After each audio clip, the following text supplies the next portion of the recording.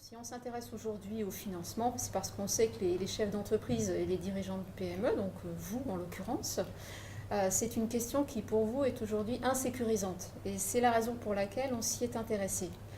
Vous avez aujourd'hui un certain nombre de projets et pour mener à bien vos projets, il est nécessaire d'avoir une bonne approche du financement et de toutes les nouvelles offres qui s'offrent à vous.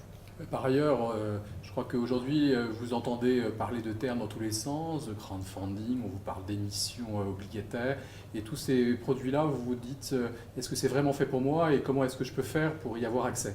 Et ce n'est pas simple, et c'est ce qu'on va essayer de vous montrer. Aujourd'hui, c'est fait pour vous.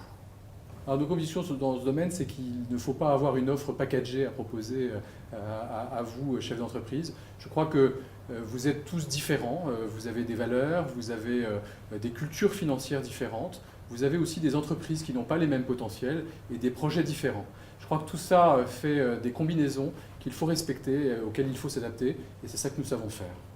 Par contre, il ne faut pas oublier que le banquier a été et reste un interlocuteur privilégié qui restera présent pour le financement. Mais aujourd'hui, vous devez avoir une nouvelle culture et savoir agréger de nouveaux outils aux outils existants aujourd'hui. On va parler donc souvent d'optimisation par rapport à ces projets plutôt que de grandes révolutions. Alors les exemples dont on peut vous parler aujourd'hui sur les nouveaux outils existants, c'est par exemple une entreprise comme Finexcap qui propose d'acheter une créance et une seule lorsque vous avez besoin d'un financement ponctuel sans que vous soyez en quoi que ce soit engagé davantage avec cet organisme.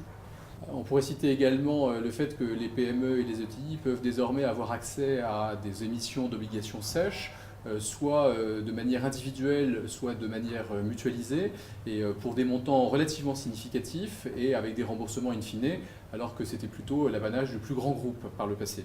On peut également citer des family office, qui sont ces groupes familiaux qui ont généré énormément de trésorerie qu'ils réinvestissent, et qui sont souvent assez proches des valeurs qui sont portées par des PME ou par des ETI, en étant capables d'investir sur le long terme à leur côté. Effectivement, les subventions sont aussi un mode de financement important et qu'il ne faut pas négliger.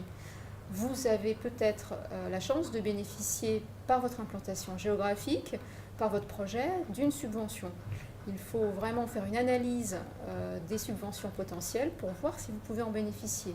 On peut citer par exemple PMUP qui, au niveau de la région Île-de-France, a permis de soutenir un certain nombre de projets.